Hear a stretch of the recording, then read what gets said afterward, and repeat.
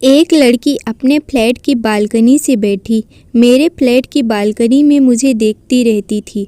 शुरुआत में मुझे लगा था कि मेरी यह गलत फहमी है, लेकिन जब यह बार बार होने लगा तो मुझे यकीन आया कि शायद वह मेरी तरह तलाश में है प्यार की।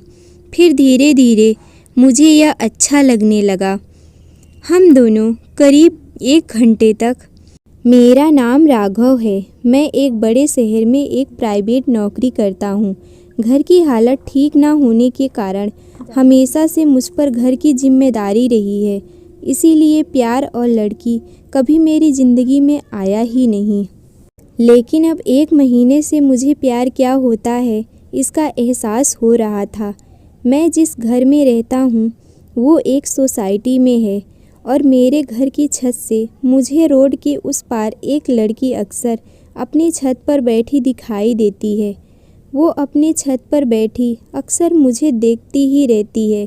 शुरुआत में मुझे लगा था कि यह मेरी गलत फहमी है, लेकिन जब यह बार बार होने लगा तो मुझे यकीन आया कि शायद मेरी ही तरफ देखती है। मुझे लगा कि शायद वो भी मुझसे प्यार करने लगी है। मैं अपने ऑफिस से शाम 7 बजे आता और आते ही पहले छत पर जाता। मेरे आने के ठीक 10 या 15 मिनट बाद ही वो आ जाती और अपनी छत पर बैठकर एकटक मेरी ओर ही देखा करती। हम दोनों कभी एक दूसरे की तरफ देखते, कभी देखकर हंसते। हमारे घर की दूरी इतनी थी कि हमारी आवाज़ एक दूसरे तक नहीं पहुंच सकती थी। शुरुआत में मुझे लगा कि मैं पागल हूँ, लेकिन धीरे धीरे यह मुझे अच्छा लगने लगा। फिर हम दोनों करीब 2 घंटे तक ऐसे ही एक दूसरे की तरफ देखा करते थे। फिर वो नीचे चली जाती। मैंने ऑफिस से छुट्टी लेकर कोशिश की कि शायद दिन में कहीं वो नीचे मुझे दिखाई दे तो मैं उसके सामने जाकर उससे बात करूं, लेकिन ऐसा नहीं हुआ। दिन में वो मुझे दिखाई नहीं दी। हमारे मिलने की जगह थी बस वो छत और हमारा एक दूसरे को लगातार देखते रहना था। मेरा एक छोटा भाई भी था। मैंने कोशिश की थी कि उसे ये सब पता ना चले, लेकिन उसे धीरे धीरे पता चल ही गया। अब वो मुझे तरह तरह की राय देता रहता है। वो मुझसे कहता है कि लड़की को एहसास तो करा कि तू उससे बात करना चाहता है। इस तरह दोनों कब तक छत से एक दूसरे को देखा करोगे। उसने मुझे राय दी कि मैं एक माइक्रोस्कोप में उसे देखूं तो उसका चेहरा भी साफ दिखाई देगा और उसे भी क्लियर हो जाएगा कि तू उसे पसंद करता है। उसने मुझे माइक्रोस्कोप लाकर भी दे दी, लेकिन मेरी हिम्मत नहीं हुई। मुझे लगा कि कोई उसका घर वाला अगर देख लेगा तो हमारी लव स्टोरी शुरू होने से पहले ही समाप्त हो जाएगी। सिलसिला यूं ही चलता रहा। मैं उसे छत पर देखकर ही खुश था, लेकिन अब मैं भी चाहता था कि बात कुछ आगे बढ़े। फिर मेरे भाई ने मुझे एक आइडिया दिया। वो एक सेल्समैन था जो वाटर प्यूरीफायर बनाने वाली कंपनी में काम करता था। उसने कहा कि हम दोनों उस बिल्डिंग में सेल्स के लिए जाएंगे। मेरा मन अभी भी विचलित था। मेरे मन में कई सवाल थे कि कहीं उससे मिलकर मुझे जो खुशी अभी मिल रही है वो भी ख़त्म ना हो जाए। लेकिन अब मिलना ज़रूरी हो गया था।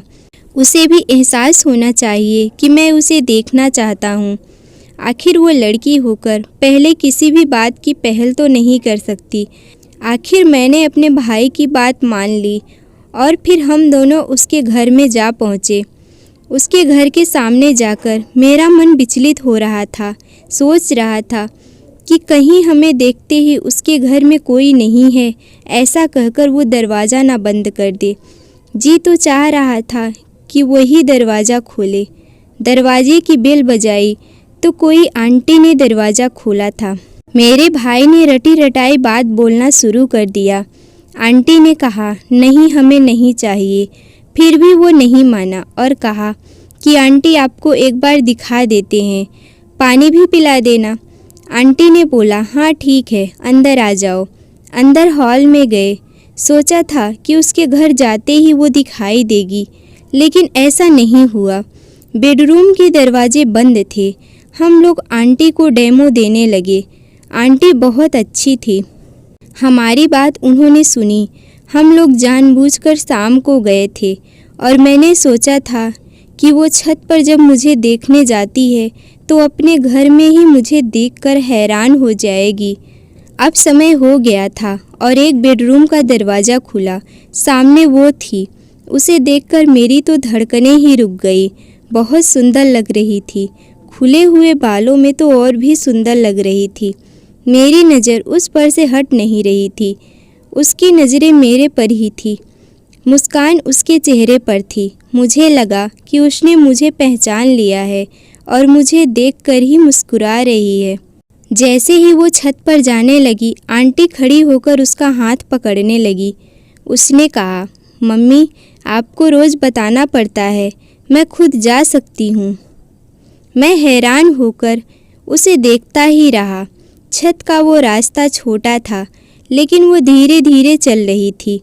आंटी हमारी ओर देखकर बोली, बेटा, यह मेरी बेटी है, यह देख नहीं सकती। रोज़ शाम को इसे छत पर खड़े होकर हवा खाना, शोर सुनना अच्छा लगता है।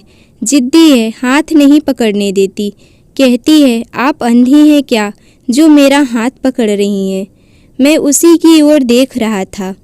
वो छत पर वैसी ही बैठी थी और उसी तरफ ही देख रही थी, वैसे ही मुस्कुराते हुए। हम वहाँ से आ गए, लेकिन हम दोनों को ही यह सुनकर बहुत बुरा लगा। मुझे लगा जिससे मैं प्यार कर बैठा उसने तो मुझे देखा ही नहीं। फिर मैंने सोचा, क्या फ़र्क पड़ता है। करीब 2 महीने बीत गए।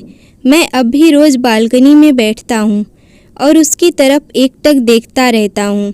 उसकी प्यारी सी मुस्कुराहट मुझे बालकनी की ओर ले जाती है। वो मुझे नहीं देख सकती थी, लेकिन मैं आज भी उसे देखता रहता हूँ। मुझे बस यही चाहिए था। इससे आगे मैं सोच भी नहीं पा रहा था। आपको यह कहानी कैसी लगी? कमेंट कर ज़रूर बताइएगा। अगर आपको हमारी यह कहानी पसंद आई हो तो वीडियो को लाइक करें। चैनल पर नए हैं तो चैनल को सब्सक्राइब करें। आपसे मिलते हैं अगली वीडियो में। तब तक के लिए धन्यवाद।